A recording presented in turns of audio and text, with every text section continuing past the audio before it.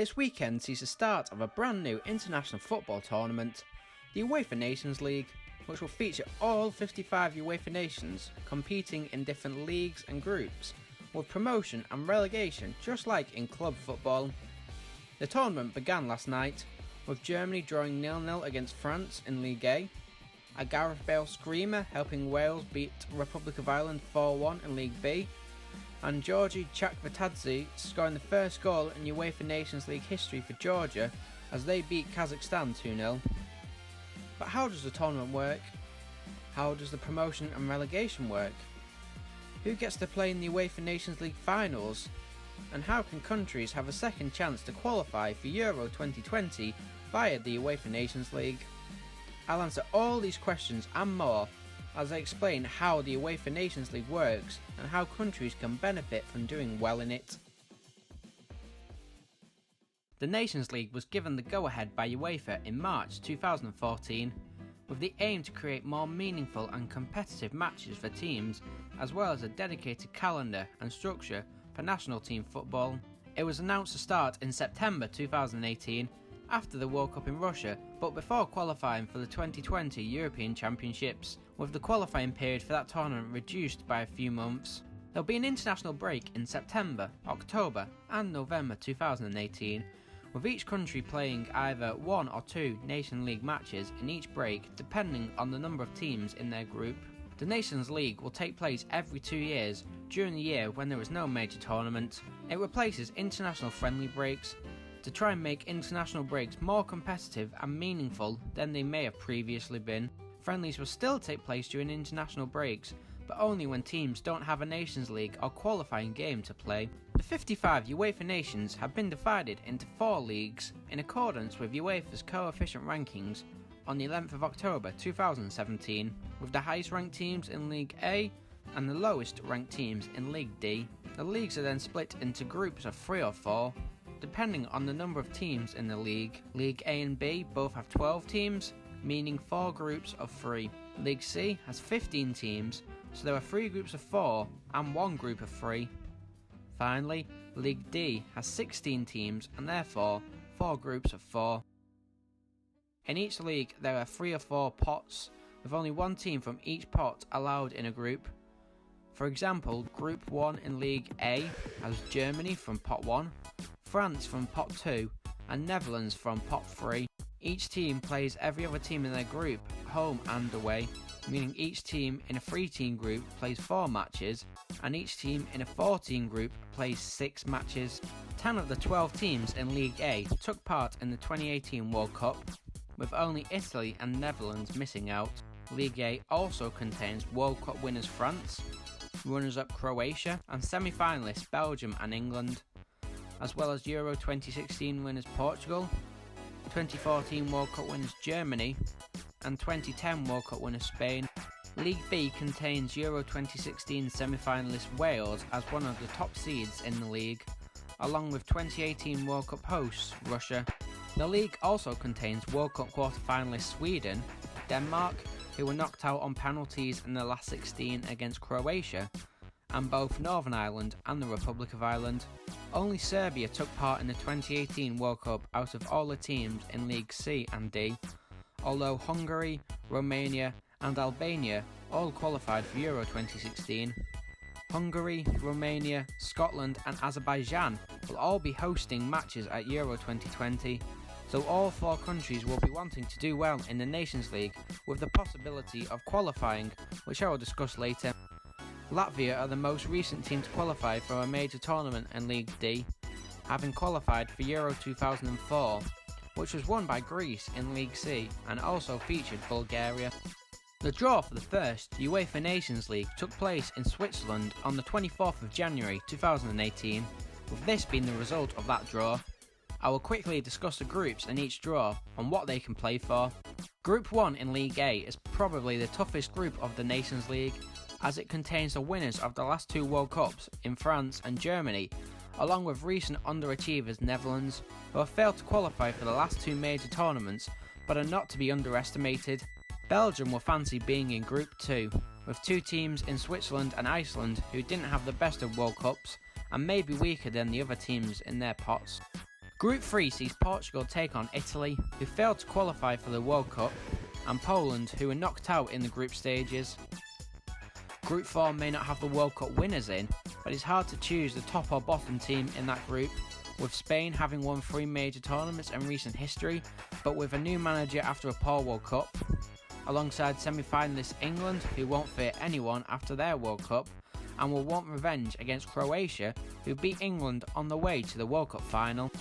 The top team in each group in League A qualifies for the UEFA Nations League Finals, which will take place in June 2019 in an undecided country who qualifies for the finals.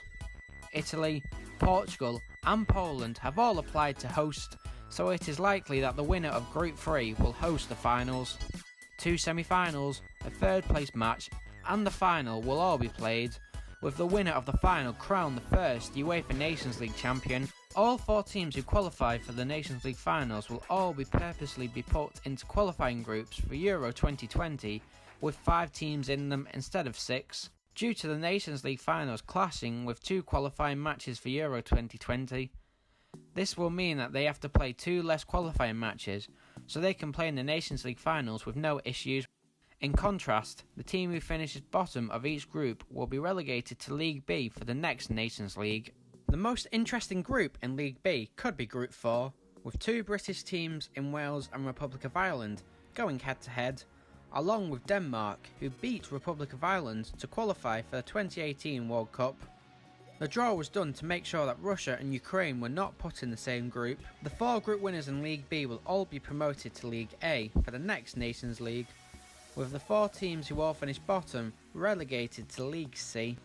In League C, Scotland were drawn in the only 3-team group alongside Albania and Israel.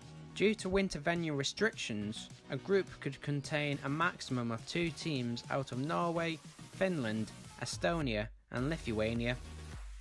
Group 4 will see an interesting matchup between Serbia and Montenegro, who competed together as one country in the past and qualified for the 2006 World Cup before splitting after the tournament. Serbia inherited all of the players, with a new team organised to represent Montenegro. The 4 group winners in League C will all be promoted to League B for the next Nations League, and the 3 teams who finish bottom of the 4-team groups all relegated to League D. The final team relegated from League C will be the worst performing team who finishes 3rd in their group, with the teams in the 4-team groups having their matches against the bottom team not taken into account. League D contains only Latvia, who have qualified for a European Championship before, and at least one of these teams is guaranteed a spot in Euro 2020, thanks to the new playoff route, which you'll find out about soon. Luxembourg have tried to qualify for every European Championship since 1964, so they'll be hoping it is 15th time lucky. On the other end of the scale, this will be Kosovo's first attempt at qualifying for European tournament. Due to excessive travel restrictions, any group could only contain a maximum of one of these pairs: Andorra and Kazakhstan, Faroe Islands and Kazakhstan, Gibraltar and Kazakhstan, and Gibraltar and Azerbaijan. The top team in each of the 4 groups are promoted to League C, with no relegation in League D. Once the Nations League group stage is finished in November 2018, we will know which teams have been promoted and relegated from each league, as well as the 4 teams who will take part in the Nations League Finals. But how do countries have a second chance to qualify for Euro 2020 via the UEFA Nations League? The next thing to happen is qualifying for Euro 2020, which will last from March to November 2019. 10 groups of either 5 or 6 teams will be drawn, with their UEFA Nations League final ranking used to seed the teams. How are the overall UEFA Nations League rankings calculated? Within each league, the overall ranking will be calculated based on position in the group, then points, goal difference, goal scored, etc., all the way down to coefficient ranking if needed. Teams in League A will be ranked 1 to 12, teams in League B ranked 13 to 24, League C ranked 25 to 39, and League D ranked 40 to 55. For example, the teams who finish top of their groups in League A will be ranked 1 to 4, depending on how many points they got, etc. Then teams who finish second will be ranked 5 to 8, and then teams who finish third ranked 9 to 12. The top 2 in each of the 10 groups will qualify for Euro 2020. This leaves 4 spots left for teams to qualify, and this is where the Nations League comes in. Each league will have their own playoff, meaning at least one team from each league is guaranteed a place in Euro 2020. The 4 group winners from each league will qualify for their league playoff. However, if one or more of the group winners have qualified for the Euros already, their place in the playoff will go to the next best ranked team in their league based on the performance in the Nations League. If there are less than 4 teams who fail to qualify automatically from a league, for example in League A, where that could be likely, then the highest ranked team from the league below will be brought up to that league's playoff. The playoffs will take place in March 2020 for all 4 leagues. The best ranked team in each league will host the 4th ranked team, and the 2nd ranked team will host the 3rd ranked team. These rankings will be based on their performance in the Nations League, not by world ranking. The host of the final will be decided by a draw in November 2019 between the 2 semi-final pairings. The winner of the playoff final in each league will qualify for Euro 2020. So how does this benefit all teams? Firstly, the top teams, as well as the teams in League B, can aspire to take part in the new UEFA Nations League Finals and win a new international trophy. It also gives big teams such as Netherlands and Italy a second chance to qualify for a major tournament, which they previously may have missed out on. For teams in League B and C, which may be less likely to qualify automatically, this gives them an incentive to do well, knowing that if they fail to qualify, they can have a backup option. Countries such as Scotland, who may struggle to qualify via the normal route, now could be 2 games away from qualifying for Euro 2020 if they win their group. Finally, lower ranked teams who have struggled against sides ranked considerably higher than them in qualifying in the past will now get the chance to take part in more balanced matches. Furthermore, one team in League D is guaranteed a place in Euro 2020, which may be the best chance that most of the countries will ever have of being at a major tournament. Hopefully now you have a better understanding at how the UEFA Nations League works and how all teams could benefit in different ways. From winning a trophy to qualifying for the Euros, it is possible that the Nations League could be used to help teams qualify for the World Cup in 2022, but that has been undecided yet. If you enjoyed the video, please give it a like and subscribe for more videos like this in the future. Let me know which country you support and what your opinions are of the Nations League in the comments below, as well as who you think will win the Nations League Finals. See you next time.